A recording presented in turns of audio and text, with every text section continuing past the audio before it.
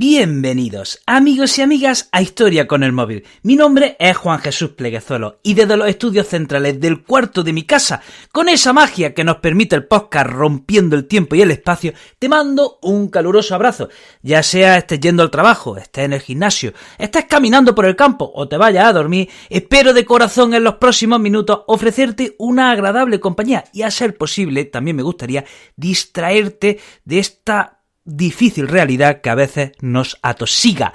Antes de empezar con el programa, recordarte que este episodio lo puedes escuchar desde la aplicación de Podium Podcast, en la que tendrás acceso a un montón de podcasts de muchísima calidad. También decirte que si te gusta cómo cuento la historia, si te gusta cómo veo la educación, te va a gustar mi libro Como una historia.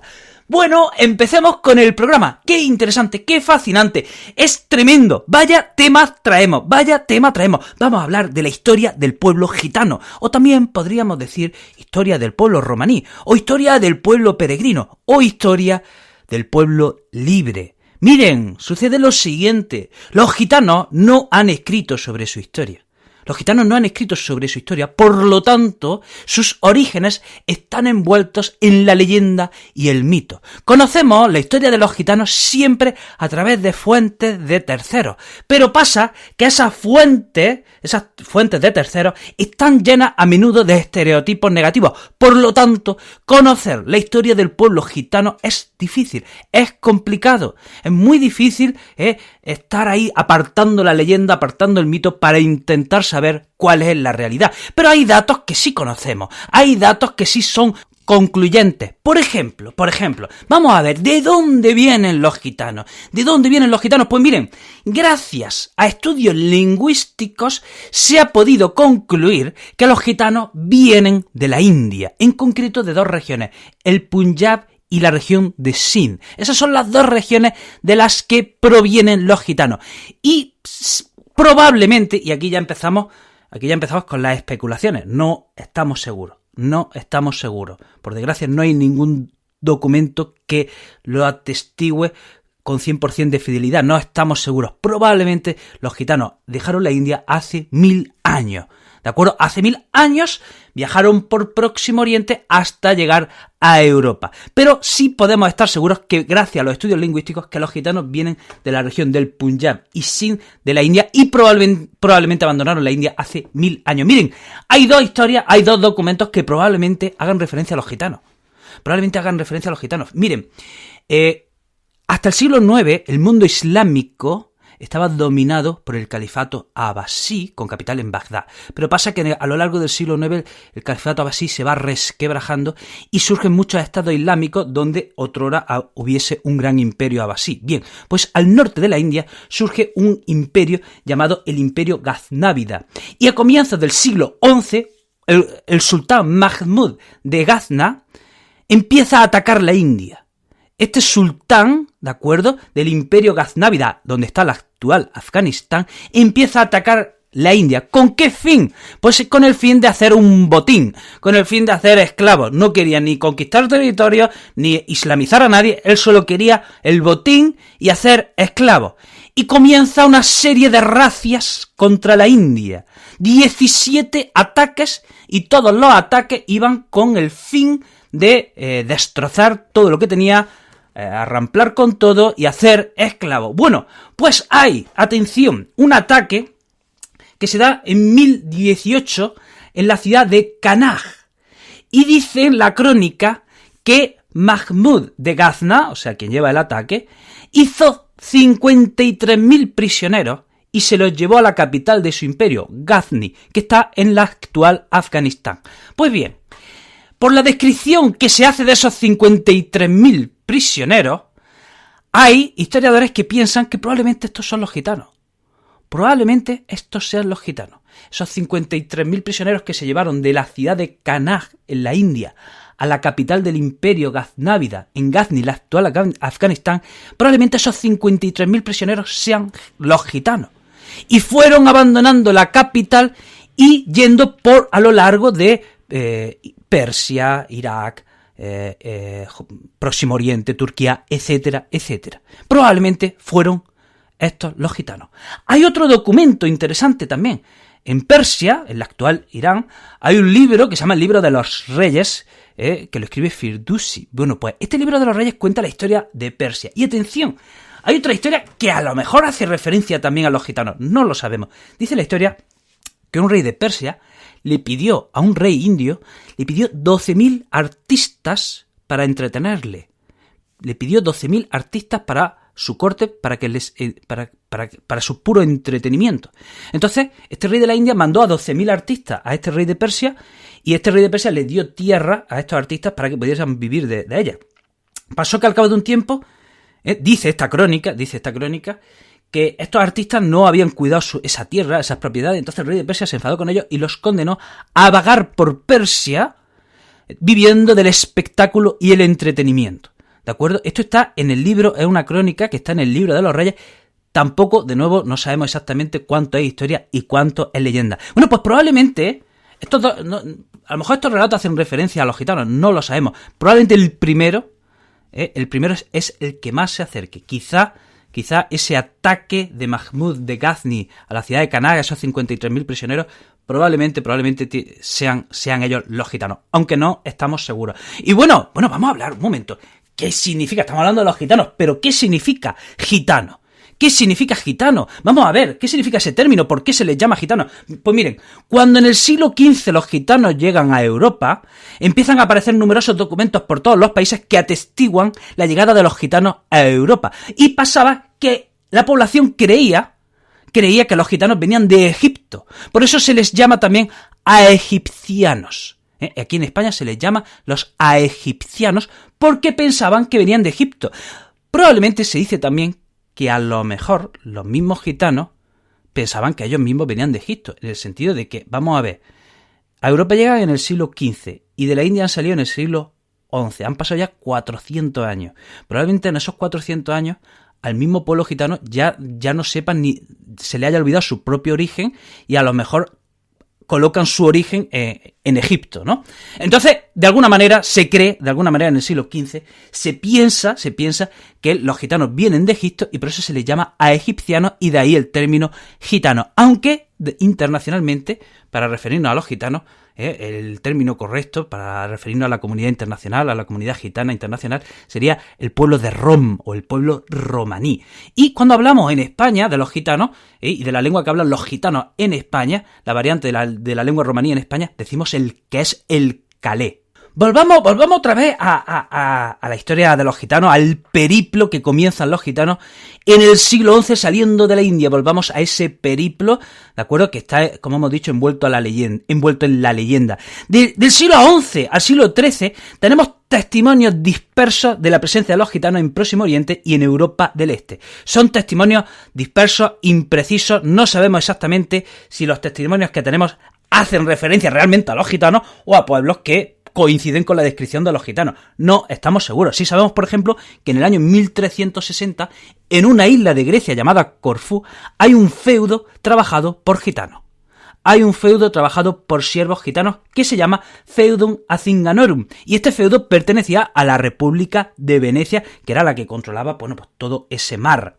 Pero vamos ya al siglo XV. Ahora sí, en el siglo XV, a lo largo del siglo XV, como hemos dicho, sí tenemos abundantes documentos que hacen referencia al pueblo gitano en Europa. ¿De acuerdo? A partir del siglo XV se multiplican los testimonios en cada país de cómo van llegando los gitanos. Y hay que decir que en principio se les recibe bien. En principio los gitanos se dedican al espectáculo, a la adivinación, y en cada pueblo que llegan, en cada ciudad que llegan, llaman la atención por sus costumbres, sus vestimentas, y en principio, ya digo, se les acoge con simpatía. Atención, 1425, primera comunidad gitana en el reino de Aragón, en Zaragoza, 1425. Aquí vienen los primeros gitanos a España. ¿Y cómo entran los gitanos en España? Esto es curioso, Como hemos dicho, los gitanos van entrando en España a lo largo del siglo XV. ¿Y cómo entran? Pues miren, se hacen pasar por nobles peregrinos. Venían en unos grupos que podían estar compuestos de unas 100 personas, y entonces decían a las autoridades que ellos eran nobles peregrinos que estaban en España de camino a Santiago de Compostela, o podían también estar camino de Roma. Se hacían pasar por peregrinos. Entonces los reyes les daban salvoconductos y les daban permisos para poder ir por sus reinos cristianos, ¿de acuerdo?, a esos lugares de peregrinaje. Así es como los gitanos consiguen entrar en España, haciéndose pasar por peregrinos cristianos. Y estos documentos, oye, y gracias, y fíjense ahora qué diferencia, ahora ya sí tenemos documentos, y podemos trazar la historia con mucha coherencia. Tenemos hasta el nombre de los primeros gitanos que entran en España. ¿Quién es el primer gitano que entra en España? Don Juan de Egipto Menor, 1425. Luego tenemos un tal Don Tomás, conde de Egipto Menor. Luego tenemos al duque de Andrés y al conde Pedro. Luego tenemos a Jacobo de Egipto Menor. Todos estos salvoconductos que se conceden a estas primeras comunidades que van entrando están recogidas. Entonces, como hemos dicho, a lo largo del siglo XV entran los gitanos en Europa y en principio se les acoge bien. Pero a finales del siglo XV empieza ya el periodo de persecución hacia los gitanos. Empieza el periodo de calvario. De muchos países se les intenta expulsar. Y digo se les intenta porque a menudo no se consigue. Y es que, como hemos dicho, las costumbres de los gitanos eran pueblos nómadas que iban de un sitio a otro y eran fácilmente escurridizos. De manera que las autoridades lo tenían difícil para coger a los gitanos y expulsarlos. Entonces se les intenta expulsar, aunque a menudo no se consigue. Y en España pasa lo siguiente, miren, 1492 se ha expulsado a los judíos. Con los musulmanes, pues fíjense lo que se ha hecho con los musulmanes. En 1492 también los reyes católicos conquistan Granada, y en las capitulaciones de Granada, que es ese contrato de rendición, ¿de acuerdo?, había unas condiciones muy honrosas para los musulmanes derrotados. ¿Por qué? Porque si bien los musulmanes tenían que abandonar la ciudad de Granada, se les daba tierra en la Alpujarra y se les permitía seguir practicando su religión, su lengua, sus costumbres, etcétera, etcétera. En el contrato de rendición de Granada, los reyes católicos se comprometían a respetar las costumbres, religión y lengua de los musulmanes. Pues atención, en 1502 los reyes católicos dijeron Diego donde otrora dijeron Digo, o al revés, dijeron Digo donde dijeron Diego, o como se diga, que los reyes católicos traicionaron su propia palabra. Traicionaron su palabra y en 1502 obligan a los musulmanes a convertirse al cristianismo. Además, lo obligan por la fuerza. ¿Y qué hacen los musulmanes? Hacen el teatrillo de que se convierten, pero los musulmanes, aun habiendo oficialmente convertido al cristianismo, siguen practicando el Islam, siguen practicando su lengua, siguen practicando sus costumbres, y a partir de ahora a esos musulmanes se les llamará moriscos. Entonces, pasan más de un siglo, los moriscos, en la marginalidad, hasta que en 1609 ya sí se decreta su expulsión de España, ¿de acuerdo? De todos los reinos, tanto de Castilla como de Aragón, se decreta su expulsión. Bien, entonces, volvamos otra vez. Estamos a finales del siglo XV, en 1492, se expulsa a los judíos, 1502, se obliga a los musulmanes a convertirse, aunque ya hemos dicho que fue una conversión fake total. Y en ese contexto, en 1499, los reyes católicos hacen su primera pragmática, su primera ley contra los gitanos. Y había un objetivo claro en esa ley: conseguir la sedentarización de los gitanos, que dejen de ir circulando de un sitio a otro. Esa ley combinaba a los gitanos a quedarse en un lugar, a encontrar un oficio conocido de ese lugar, y a quedarse ahí para siempre, ¿de acuerdo? Y que tenían que abandonar sus costumbres, sus lenguas, idiomas, etcétera, etcétera. Si no obedecían esa ley, el primer castigo serían 100 azotes. Si una segunda vez no obedecían esa ley, el segundo castigo sería cortarle la oreja. Y si desobedecían la ley por tercera vez, se les hacía esclavos. 1499, primera ley contra los gitanos en España. Bien, pues a partir de ahora y en adelante, durante 150 años, todos los reyes que habrá en España legislarán contra los gitanos. Todos los reyes que habrá en España harán algunas leyes contra los gitanos, siempre, obligándoles a la sedentarización, y si no, pues castigo, como llevándolos a la cárcel, expulsándolos, o también llevándolos a las galeras, ¿de acuerdo? A las galeras, a remar. Esa será la historia del pueblo gitano. 150 años de persecución, 150 años de leyes antigitanas. ¿Y cómo podía terminar esta situación? Pues de la única manera que podía terminar. Lo hemos visto muchas veces en la historia. Se repite. ¿Cómo? O sea, todos los pasos son siempre los mismos. Se azuza el odio contra una determinada comunidad, luego se hacen leyes contra esa determinada comunidad, y finalmente, cuando ya hay odio y legislación contra esa comunidad, ¿cuál es el último paso? El exterminio o intento de exterminio. Después de 150 años de leyes contra los gitanos, atención, llegamos a 1749, y el rey Fernando VI, aconsejado por el Consejo de Castilla, ordena la detención de todos los gitanos. Se intentó exterminar a todos los gitanos, así tal cual. Se intentó, ¿de acuerdo?, eliminar a la comunidad gitana de España, pero sin contemplación. Se intenta un exterminio, eso se llama la Gran Redada, julio de 1749. Además, fue una operación que se llevó en secreto. Se dio una orden directa a los alcaldes de cada ciudad, a los corregidores de cada ciudad, para que ejecutasen esa orden, y además se les dio la orden en el mismo día. ¿De acuerdo? Fue una operación llevada en secreto. En un día se detuvieron a entre 9.000 y 12.000 gitanos. Y además, en la detención se separaban las familias, al hombre y las mujeres, con el fin, claro, de que no tuviesen hijos. ¿De acuerdo? Pero ¿qué sucede? Que esta operación termina siendo, una chapuza. Termina siendo una gigantesca chapuza. Miren, ¿a quién están deteniendo? Pues están deteniendo precisamente a los gitanos que sí estaban cumpliendo con las leyes que habían aprobado los reyes. Estaban deteniendo a los gitanos que sí habían cumplido con las leyes. Vamos, es que habían dicho todas las leyes anteriores, que los gitanos se tenían que sedentarizar, que se tenían que quedar en un sitio, que buscarse un oficio conocido. Bien, pues esos gitanos eran los que estaban censados. Y como estaban censados, las autoridades tenían las listas de los vecinos de cada pueblo que eran gitanos. Como estaban censados y llevaban una vida absolutamente en orden, se les conocía dónde vivían y dónde estaban. Por lo tanto, eran fáciles de detener. Los gitanos que se libraron de esta detención eran los gitanos nómadas. Contra esos gitanos no hubo detenciones. Hubo detenciones contra los gitanos, repito, que sí estaban cumpliendo con la ley. ¿Y qué pasa? Pasa lo siguiente, que se detiene a estos 9.000, se calcula que entre 9.000 y 12.000 gitanos. Bien, pues se detiene a estos gitanos y empieza a haber protestas de los corregidores, de las autoridades de cada pueblo, porque dicen, pero tío, que habéis detenido a ciudadanos que tienen un trabajo, que están contribuyendo a la economía, que están contribuyendo al pueblo, que los necesitamos. O sea, que habéis hecho, ¿por qué lleváis a gente que está contribuyendo, que no son delincuentes, que son ciudadanos honrados?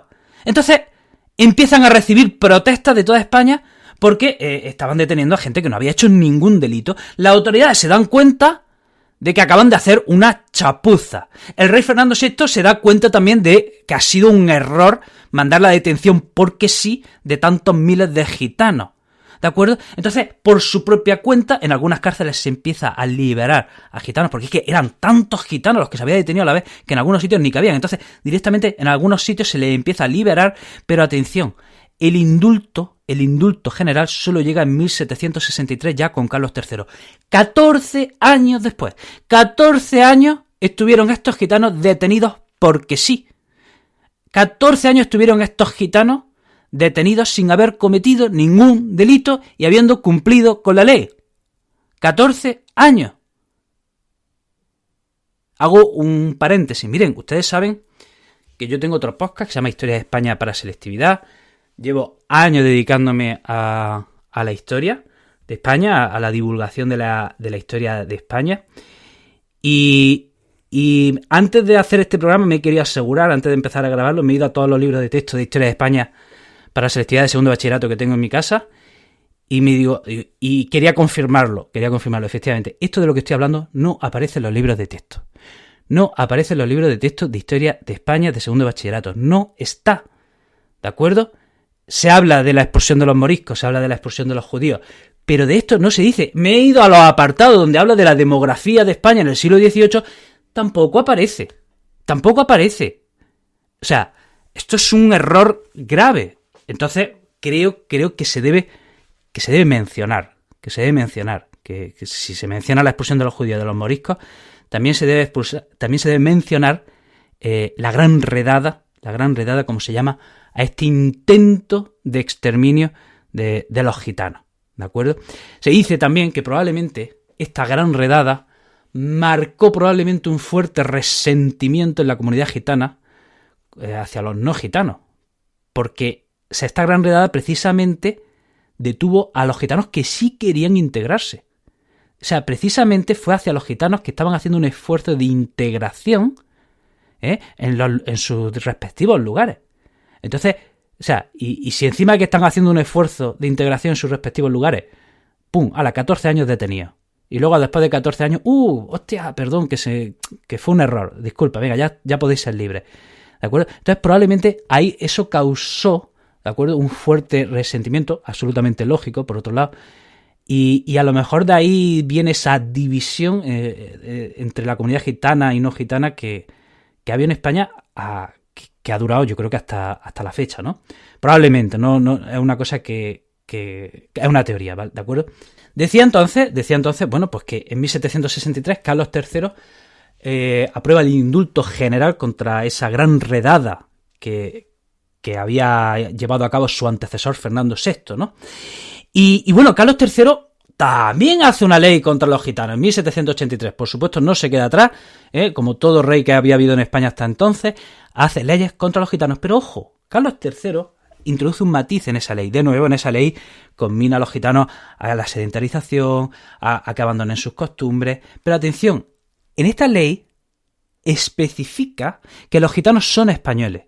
Que los gitanos son españoles. Niega la especificidad gitana, niega, ¿de acuerdo?, la identidad gitana, pero dice que los gitanos son españoles, lo que quiere decir que ya son constitutivos de derechos como los restos de ciudadanos. O sea, si los gitanos son ciudadanos de plenos derechos, significa que no se les puede marginar. Esto es un matiz importante. Repito, si bien esa ley obliga a los gitanos a abandonar sus costumbres y directamente le niega su identidad, también esa ley especifica que los gitanos son españoles y por lo tanto tienen los mismos derechos que el resto de ciudadanos. Y ahora vamos a hablar de un tema que me parece interesante, vamos a hablar del flamenco. Siempre se asocia el flamenco, el arte flamenco, al pueblo gitano, y en concreto esto se da, nacería en Andalucía. Hay una teoría, el flamenco como tal empieza a documentarse, empieza a ser un espectáculo, digamos, profesional en el siglo XIX, pero lógicamente tuvo que nacer de antes. Si bien, repito, profesionalmente empieza a verse en los tablaos a lo largo del siglo XIX, el flamenco tuvo que nacer de antes. ¿De acuerdo? No, el arte flamenco no pudo nacer de un día para otro. Y hay una teoría que dice que el flamenco nace de la convivencia entre moriscos y gitanos. Vamos a ver, ¿qué tienen en común? Pues que ambos pueblos son pueblos marginados. Los moriscos desde 1502 se les obliga a la conversión, pero ya hemos dicho que es una conversión que no es real. Entonces los moriscos tienen que vivir al margen de las ciudades, al margen de los núcleos urbanos, siempre al margen de la ley, como los gitanos. Entonces probablemente de la convivencia entre gitanos y moriscos pudo nacer el arte flamenco. Y una cosa que, bueno, he leído esta teoría que he dicho, no puede ser, que me ha parecido un escándalo como un divulgador de la historia, pues me ha parecido, digo, he flipado, digo, si esto es así, bendito sea, me parece muy fuerte.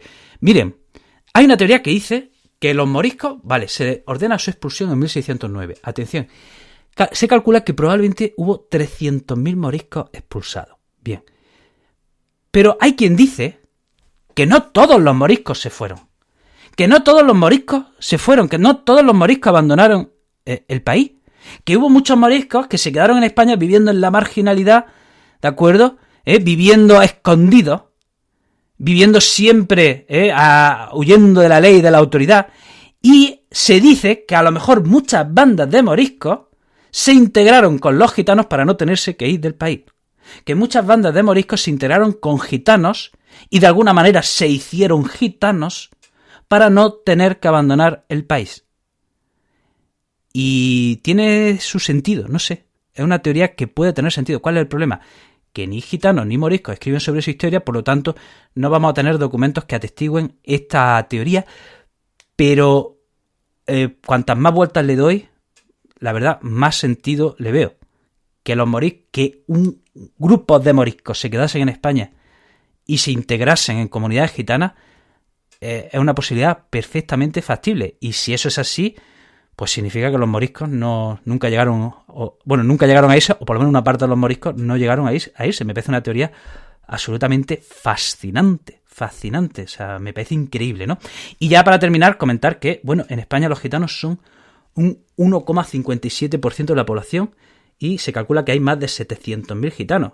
Pero hay países donde los gitanos tienen mucho más arraigo que en España. En Rumanía, por ejemplo, hay casi 2 millones de gitanos y son el 8% de la población. En Bulgaria son el 10% de la población. Y el país con más gitanos del mundo es Turquía, con más de 2 millones de gitanos. Bueno, hasta aquí el programa de hoy. Espero que te haya resultado interesante, espero que te haya resultado tan fascinante como a mí. Te recuerdo que este episodio lo puedes escuchar desde la aplicación de Podium Podcast. También decirte que estoy hiperactivo en redes sociales, que no entiendo cómo no me estás siguiendo en todas ellas. En YouTube, TikTok e Instagram soy el profesor inquieto. En Facebook soy Juan Jesús Pleguezolo y en Twitter soy el profe inquieto. Querido amigo, querida amiga, te mando un abrazo enorme y nos vemos en el próximo programa.